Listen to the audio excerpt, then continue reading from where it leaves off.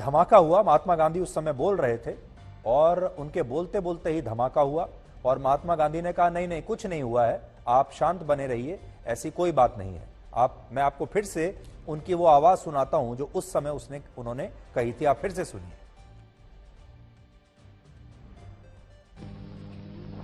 आखिर की एक बात कहकर मैं खत्म करूंगा। ऐसे हम डर जाएंगे तो सचमुच यहाँ कोई हो जाए तो हमारा हाल कैसा होगा? सुनो सुनो सुनो, सब सुनो, कुछ नहीं हुआ है। चलिए शांत रहिए। तो बम धमाके के बाद महात्मा गांधी कह रहे हैं कि अगर हम ऐसे ही इस चीज से डर गए तो फिर सोचिए अगर वाकई में ऐसा हमला होगा तब हमारा क्या हाल होगा, इसलिए सब शांत रहो, कुछ नहीं हुआ है।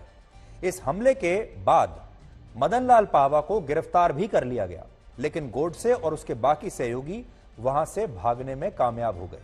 इसके बाद फिर 21 और 22 जनवरी को कोई हरकत नहीं हुई, ये लोग शांत होकर बैठ गए।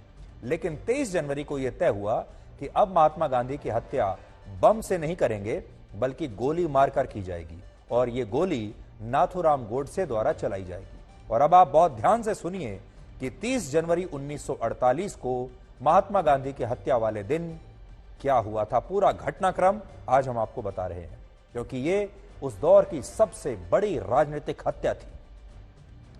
30 जनवरी 1948 को हर दिन की तरह गांधी जी शाम को 5:15 पर बिड़ला हाउस के प्रार्थना स्थल की तरफ जा रहे थे और इस दौरान गोडसे बिड़ला हाउस के प्रवेश द्वार से 8 से 10 फीट की दूरी पर खड़े थे और इस प्रार्थना सभा में शामिल होने के लिए 200 से ज्यादा लोगों की भीड़ वहां पर मौजूद थी।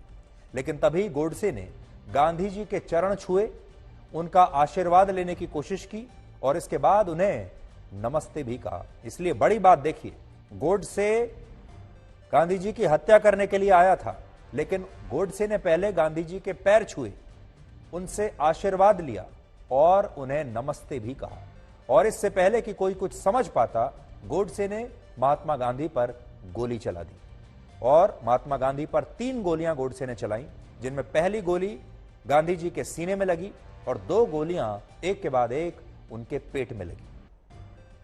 पहली गोली लगने के बाद महात्मा गांधी नीचे नहीं गिरे, लेकिन पेट में गोली लगने के बाद वो नीचे गिर गए और इस दौरान उनके मुंह से जो शब्द निकले वो थे, हे राम।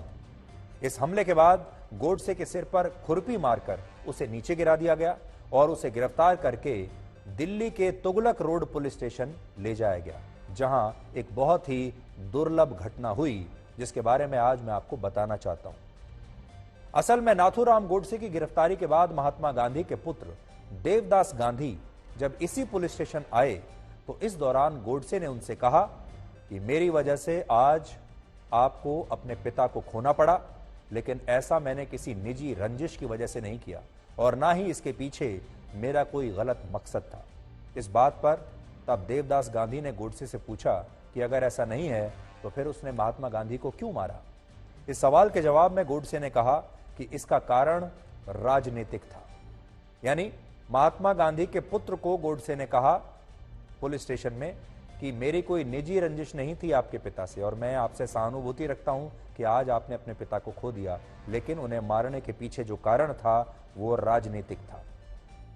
महात्मा गांधी की हत्या के लिए 2 लोगों को फांसी की सजा सुनाई गई, जिनमें नाथूराम गोडसे के अलावा नारायण आप्टे का भी नाम था, जबकि 5 लोगों को तब उम्र कैद की सजा सुनाई गई। और ये 5 लोग कौन थे? ये थे विष्णु करकरे, मदन लाल पावा, शंकर किस्तैया, गोपाल गोडसे और दत्तारे परचुरे। हालांकि बाद में हाईकोर्ट ने किस्तैया और परचुरे को बरी कर दिया था। और बड़ी बात यह है कि तब गोडसे के खिलाफ यह मुकदमा दिल्ली के लाल किले में चलाया गया था।